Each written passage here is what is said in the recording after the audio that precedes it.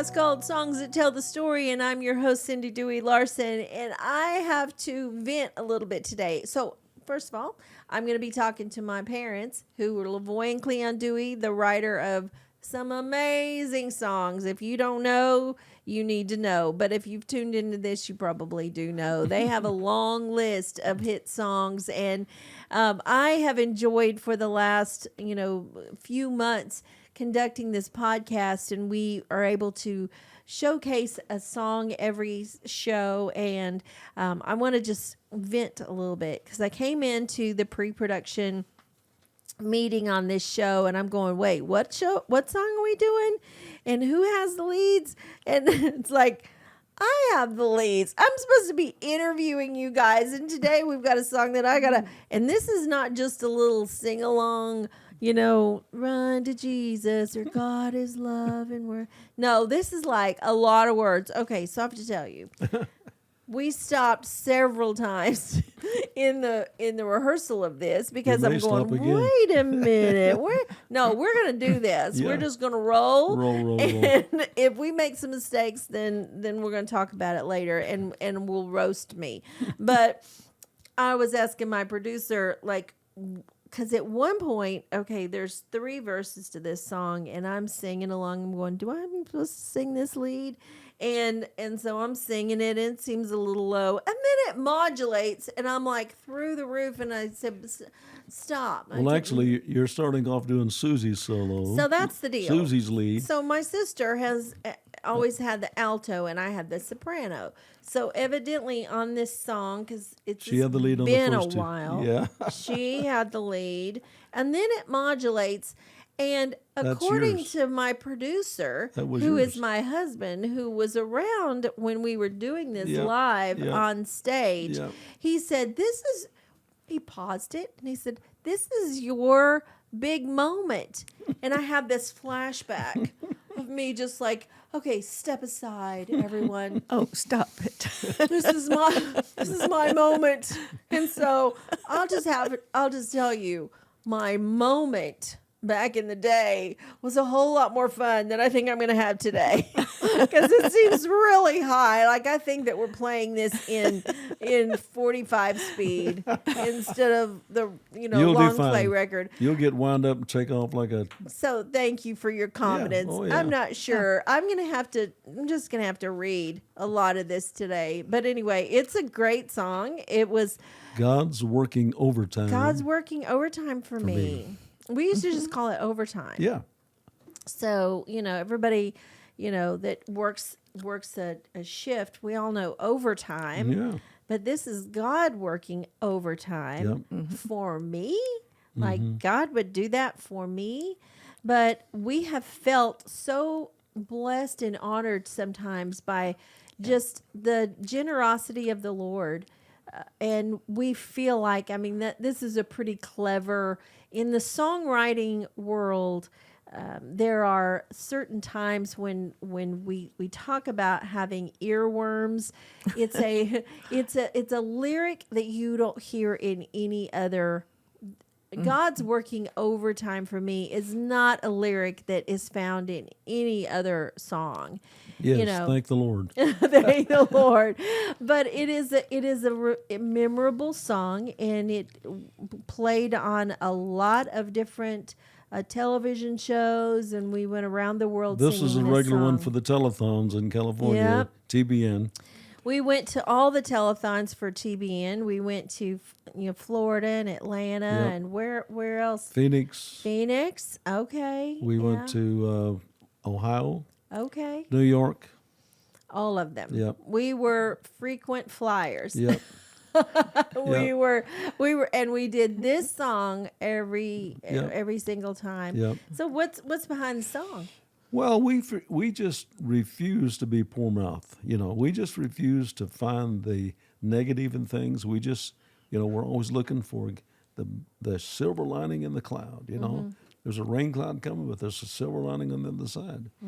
And actually, what happened, as a result of my first giving my very favorite guitar to our missionary son in Panama, God immediately, that on the next few weeks, gifted me from a fellow out in California my Selmer saxophone, and then from that it just seemed like that whatever, and I would give away something and God would give me back something else, and we were getting ready to go to India the first time. And, I've got very good instruments. I bought you girls Yamaha Pro Yamahas, and mine's a Selmer. We've got great instruments. And I had a wonderful 6-string guitar by Ralph Smith had given me. And I said, Lord, those people in India will not know the difference if I take some other instruments. I'll go get something from the pawn shop, and we'll play them over there. I'm telling you, the Lord give me a whooping. I mean, the Lord said to me, he said, I didn't give you my second best. Don't you dare give me your second best. I said, yes, sir, Lord. So we loaded up our precious horns and best instruments, my 6-string, and it's up here right now. And of course, on the way back in London, England, Heathrow Airport, they threw that guitar out of the airplane, and it smashed it. And so I was able to kind of pull it back together, and within 2 weeks, we were out in Colorado at Brother Trotter's church. I can't remember the name of the church. We were at Brother Trotter's church. Remember him? And in the service, I was playing my guitar that had a crack in the front. And after the service, a fellow named Julio Garcia, he's gone on to be with the Lord now, he came up to me and he said, brother, he said, you're playing a broken guitar. That's no good. I said, no, I know that's not good. He said, I give you a guitar. I go home and get you my guitar. I said, well, that would be awesome. He brings me back a Smith. I mean, it's a no. Martin. D45 Martin. D45 Martin. And he says, I was driving down the street a few weeks ago, and he said, I'm a street inspector. And I said, okay. And he said, I went by this nice big music store, and the Lord said to me, go buy a guitar, a nice guitar, a good guitar. Evangelist will be at the church that needs it. Oh, wow. He pulls into the store. He goes in, and of course they realized he was not a professional musician, so they were showing him some cheap stuff. He said, no, I want the best. So they took him back to the back room, and here was this Johnny Smith, and he picked it up, and he bought the guitar. D45 Martin. D45 Martin, $10,000 worth. That thing got away from me. That's another story. But anyway, we just was so grateful, delighted. Came back a year or so later, and I was telling the church about this wonderful guitar. Well, Julio was sitting out there, and I saw his face kind of go down. I thought, oh man, I've kind of done a no-no here. He probably didn't want to be known. Well, after the service, he disappeared. And I asked somebody, I said, where did Julio go? Don't know, he just disappeared. Well, as we were finishing packing up, he brings me another guitar. Oh, wow. He went home to get his Johnny Smith, another very expensive guitar. Wow. He said, I get so many blessings from giving you this Johnny Smith, this Martin D45. I'm going to give you my Johnny Smith. So on the way, Dad was driving the bus. We were headed north on Interstate 25. We were back in the back of the bus talking about it. And one of you girls said, it just seems like God is working overtime for us. I think I said it. I'm I'll kidding. tell you I what, don't remember. I remember what Suzanne said. She was so proud of those guitars and so glad Daddy had those guitars. And she was trying to express herself. She said, Mama, it just seems like God just working all the time. And she said, he's so cute, isn't he? He's so cute. And, the proper me, which is not very much proper here, but Let's sing this song. Okay, go ahead. You know, I got to Finish your finish. statement. Okay, well, finish. You'll never hear the I'm end excited of about this. this song. And so I forgot what I was going to say. Go ahead. But she said, God's so cute. And I wanted to say, oh, God is not cute. God is God. and then I said, God is cute. Is that the sweetest thing you can say? She said, yeah. I said, well, God's cute. He sure is. And in the back of the bus that day, we started humming. Seemed like God's working overtime for me. Yeah. All right. It wasn't long till this song was done. All right, here Y'all we go, quit and girl. argue with each other. No. We're going to sing. We're not going to argue. All right. Sometimes it seems like God's working overtime for me. I just get used to one good thing, and here comes 2 or 3. He's got it in the storehouse, and he gives so willingly. It seems like God's working overtime, blessing me. It's good to know my steps are ordered from above. No matter what the circumstance, I'm watched with eyes of love. Angels guard me all the time and keep me safe and sound, with body, mind, and soul secure until I leave the ground. Sometimes it seems like God's working overtime for me. I just get used to one good thing, and here comes 2 or 3. He's got it in the storehouse, and he gives so willingly. It seems like God's working overtime, blessing me. It's hard to praise the Lord when things are going rough. The ends don't come together and it seems there's not enough. But looking back on every situation one by one, I see that God was victor when his perfect will was done. Sometimes it seems like God's working overtime for me. I just get used to one good thing, and here comes 2 or 3. He's got it in the storehouse, and he gives so willingly. It seems like God's working overtime. Okay, this is when I would part the way. When I give unto the Lord, it seems He's a perfect record, and he knows each seed I've sown. I'll be faithful to the call in what I do and say.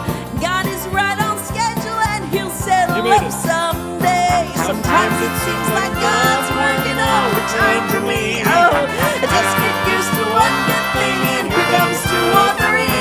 He's got it in the storehouse, and he gives so willingly. It seems like God's working overtime, blessing me, blessing me, blessing me.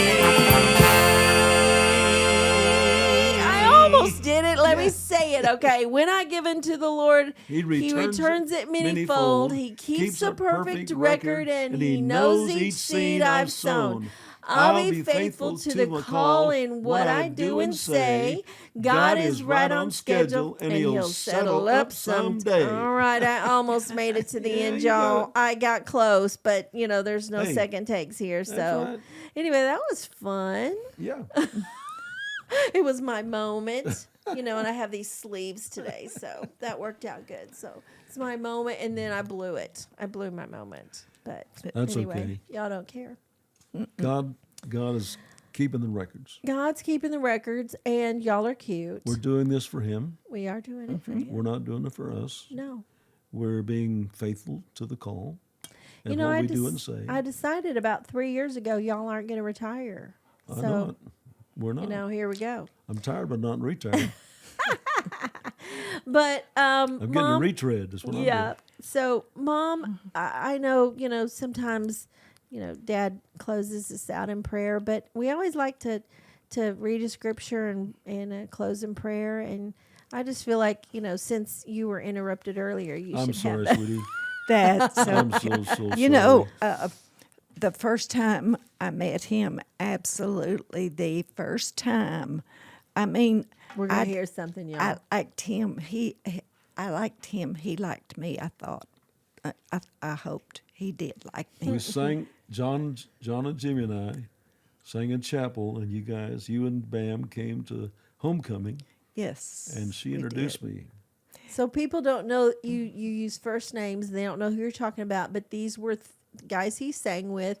He was in a trio, and Mom and her And roommate. so I sang him a little bit of a song. Mom and I her roommate in college came to And see this so group. I probably didn't really sing it. I probably said it.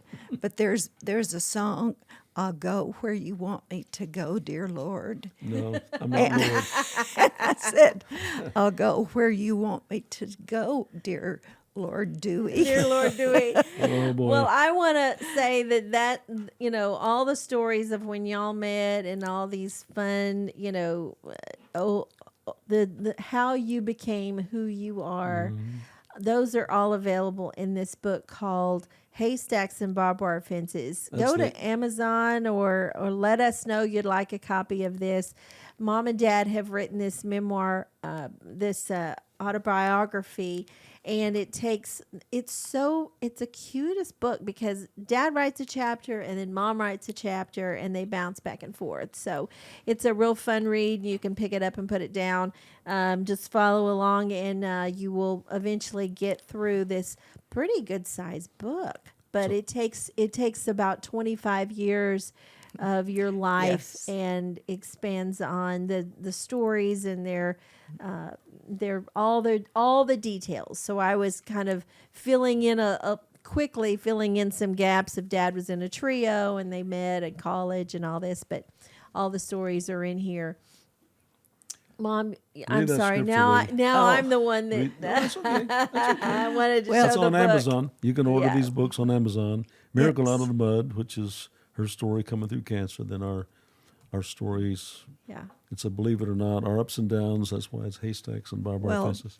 Thanksgiving is in the view. I mean, it's November, isn't it? And I think about a Thanksgiving prayer, all of the things that God has done for us. Yes. And God, I pray in the name of your Son Jesus that you would give grateful hearts in lieu of sad, complaining, grumbling hearts. May we not fall into that category. We please you only when we are grateful. And I'm so grateful for every story that's in that book and for the victorious outcome we have experienced so many times through divine healing and miracles too numerous to count. We are grateful and we give thanks in Jesus' Yes, name. yes. We appreciate you being here with us today. Thank you for tuning in. If you'd like to have one of these books, or you'd like to contact us, if you'd like to send an offering, there are lots of ways to communicate back and forth, and it's at the end of this program. So we're on Facebook and we're on this YouTube channel. So we'd love to communicate with you, and we appreciate your giving. And those of you who do, we love you so much. Bless you, and we'll see you next time on Songs That Tell the Story. Bye-bye for now.